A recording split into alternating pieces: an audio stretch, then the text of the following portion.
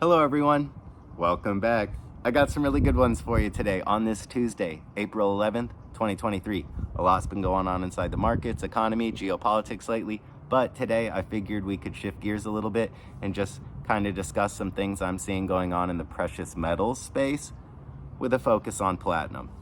So let's dive right into it, shall we? Today I was doing what I do on kitco.com, checking the spot prices of the precious metal space. Good to see gold hanging up there around $2,000 an ounce, doing its job though as the cost of capital. So if you're holding a bunch of gold coins right now and you're up a lot near all-time highs, really what you're doing is keeping your value in the face of collapsing government-issued fiat currencies. But good to see at least gold doing its job as a store of value, as the money that does not carry any counterparty risk, kind of making it not really an investment if you're just buying physical gold. So good to see gold hanging out around 2,000. Good to see silver finally starting to wake up and smell the coffee, up today to about $25 an ounce. Still quite cheap, historically speaking. You know, we can go back thousands of years with the precious metal space, and historically, gold and silver have shared closer to a 12 to 1, 15 to 1 relationship, meaning 15 ounces of silver equals 1 ounce of gold, or 12 ounces of silver equals 1 ounce of gold. Somewhere in there has been historically the gold and silver ratio. But this last few decades, it's become, quite stretched in gold's favor. It's now requiring about 65 ounces of silver at $25 an ounce to equal 1 ounce of gold at 2,000. So silver's, down but not out. I would also like to add that the premiums are running a lot higher for physical right now than the spot price. So if you go on kitco.com right now, you'll see silver hanging out around $25.40 an ounce. But if you were to turn around and go to a coin shop, you'd be lucky to be able to buy a 1 ounce silver coin for like less than $34. So also, as the spot market is not really, kept up with inflation, you see these rising premiums, especially because you have a bunch of people just lining up at coin shops to buy the stuff. You know, the premiums kind of become detached from what the spot market is telling you. So you got gold hanging out at 2,000, but an ounce of gold is an ounce of gold. It's the yardstick for which this entire game fluctuates. So if you're holding an ounce of gold right now and, it's 2,500 by summer and you book a profit, it's really an illusory profit because you had the yardstick, 1 ounce of gold, and then you sold the yardstick, and the yardstick stays the yardstick. I want to start kind of trying to get you guys to think along those terms. Obviously, do what you want, but when I see the gold price fluctuating, I'm not saying to myself, oh, gold, just another commodity randomly fluctuating. It's super volatile. Ugh. No, I'm saying that 1 ounce of gold is always worth the same bushels of wheat or, ears of corn. And it's just the dollar that has a problem. And that 1 ounce of gold is always worth about a nice suit or a bolt-action hunting rifle. So when the price of that 1 ounce gold coin goes up to 2,000, well, what do you think a bolt-action rifle's doing? 2,000. And how much are bolt-action rifles right now? About 2,000. And how much is a nice suit right now? About $2,000. So the 1 ounce gold coin keeps its value in the face of the currency falling. So when the gold price is going up, you're not seeing a volatile commodity. You're seeing the dollar in real terms come down. And if you're saying, well, I'm confused because there's a dollar chart, the DXY I can look up, that's not the dollar in real terms. That's the dollar measured against other fiat currencies as they all push closer and closer to a theoretical zero. So gold is the yardstick. And, maybe in a strong economy, the pool is full of currency and water, and in a weak economy, the currency is, the water level's very low, but gold's the yardstick. So if you buy an ounce of gold and it goes down tomorrow, you still have an ounce of gold. If you buy an ounce of gold and it goes up tomorrow, you still have an ounce of gold. Start trying to peg gold as the unit of account, the unit of value, and look at gold as not an investment or a trade, but the money. Silver is also the money. And then you have platinum, which I really wanted to focus. Guys, platinum is 1,000 an ounce right now and 30 times rarer than gold. So again, just to let that sink in, platinum is 30 times rarer than gold as far as how much of this stuff's above ground and has been mined, scarcity, crustal abundance. Platinum is 30 times rarer than gold and half the price of gold right now. So you can buy a 1 ounce platinum eagle for about $1,100 right now, or you could buy a 1 ounce gold eagle for about $2,200 an ounce right now. Platinum is half off, guys. Back in 2009, 2011, when we launched QE, I'm not the Fed, but you get what I mean. We, as our ridiculous monetary system, launched QE 1, 2, 3, and 4 back in 2009, 10, 11, that time frame. Platinum ran all the way to $2,200 an ounce.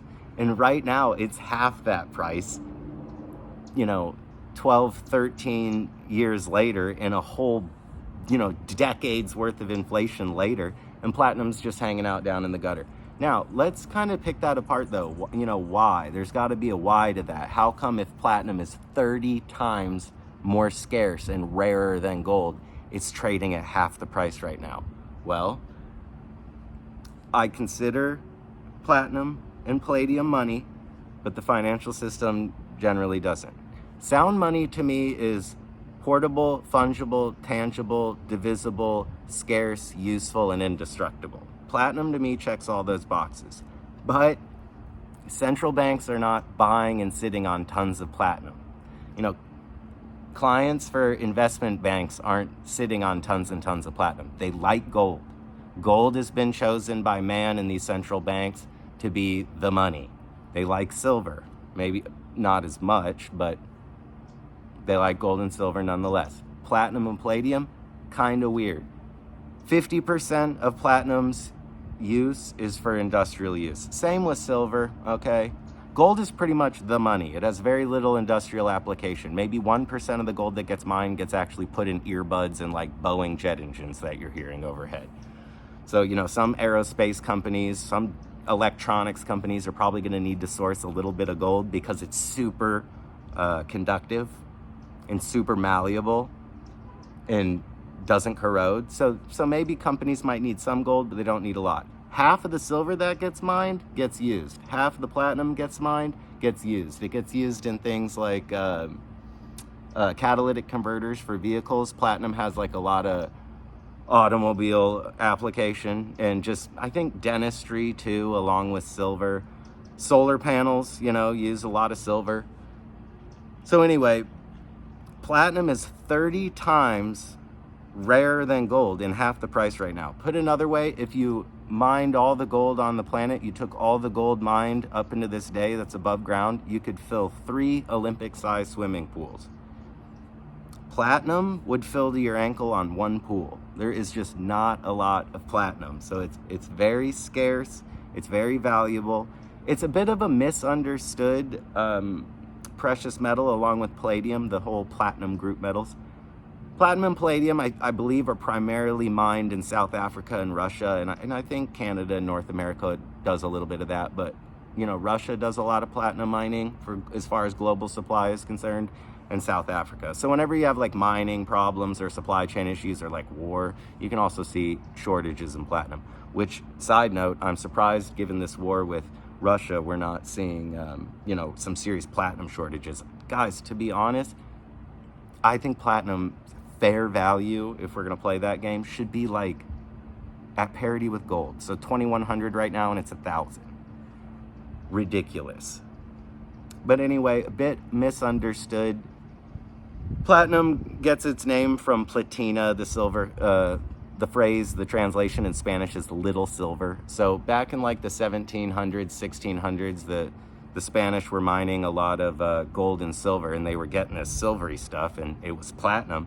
But they thought it was just a mining byproduct. They thought it was worthless until their chemists kind of got a hold of it in the 17 and 1800s, and were like, whoa, hold the phone. platinum is super scarce, super rare, very conductible, and not very corrosive. Like platinum is right there with gold. This stuff's really valuable. So people at first, civilization was kind of confused with platinum. At one point, it was even a capital offense to mix platinum with gold in Europe. So you could get in like big trouble for doing that. The Egyptians, thousands and thousands, we're talking, 5, 6, 10,000 years ago, they also were putting platinum into their gold jewelry. We're not really sure, though, as historians, if that was by accident, like the Egyptians didn't really know what platinum was, it just kind of ended up in their gold, or if they were actually like using it and knew it was valuable. But anyway, platinum's a bit of a, more lesser known and misunderstood metal, but, take a look at the platinum spot price. I'm not saying to buy derivatives, okay? I'm not saying to buy anything, so how about that? And if you want to avoid platinum, go ahead. It's a bit of a weird speculative metal alternative asset. It's a little weird. So you can avoid platinum and palladium. You can avoid gold and silver too. I wouldn't recommend it though. But back to what I was originally going to say. I would not go buy a platinum, Sprott physical trust derivative, or I would not buy some weird, obscure platinum mining company in South Africa. I would just, if it were me, do what you want. But if it were me, I would just buy a 1 ounce platinum eagle or a 1 ounce platinum maple, if you would like. And if you'd like to do a palladium eagle or maple, that'd be cool too. So you could have like 1 ounce of platinum, 1 ounce of palladium, and maybe like 5 ounces of gold, 100 ounces of silver, call it. I'm just throwing out numbers. And, something like that could be a well-rounded precious metals position. But I wouldn't recommend neglecting platinum or palladium for that matter. Don't sleep on these metals. They're very valuable. When they go into runs, they really run. So, one day I really think it could be there for you. Now, don't go overboard. Platinum isn't one of those things that I would just be like, oh, I just buy physical platinum. Like, keep the gold and silver. I don't care. I'm just platinum, platinum, platinum. I think it's a little bit weird for that. A little bit of an obscure metal. But could you, regardless of it, if you're a millionaire or, a man of much, or woman of much lesser means, should you maybe have a 1 ounce platinum eagle in your stash, in your go bag, or a 1 ounce palladium eagle or maple in your little stash? I think that could serve anyone well, regardless of, their overall net worth. Just, have 1 ounce. It'll be there for you if you ever need it.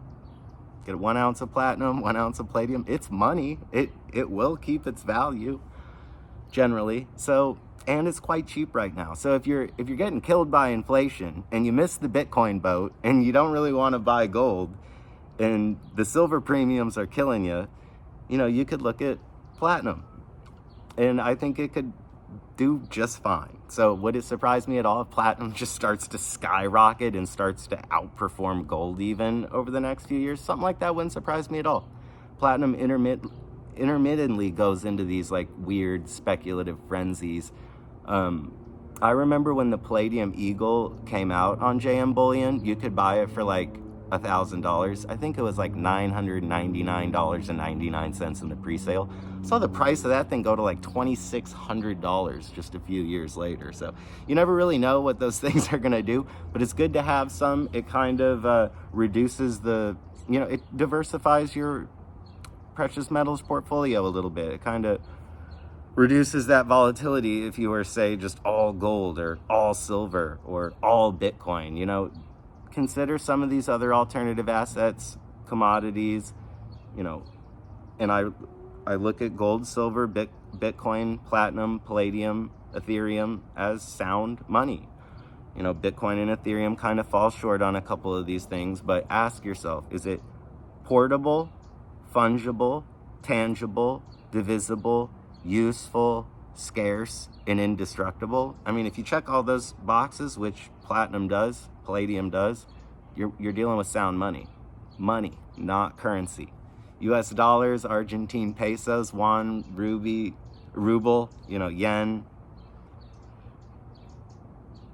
rupee, whatever. If it's government issued paper, it's currency. And if it's gold, silver, Bitcoin, platinum, palladium, Ethereum, it might be money. And money and currency are not the same thing. So That's really all I got for you today. I hope this video finds you doing well. Thanks for hanging out with me. Good luck, taking a look for yourself at platinum. Take it or leave it, right? If you want to avoid precious metals altogether, hey, I totally get it. They're not really investments, as in you're not hiring someone to go out, generate value in the free market, like by doing jumping jacks and then like start paying you a return on investment or dividend. Like, I get it. A platinum coin is not that, so it's hardly an investment, but I really like some of these alternative assets, and I like money, all right? So there you go. I hope this finds you doing well. Like, subscribe, share, comment, whatever. You guys are awesome, and we're just going to keep going, all right? Till next time.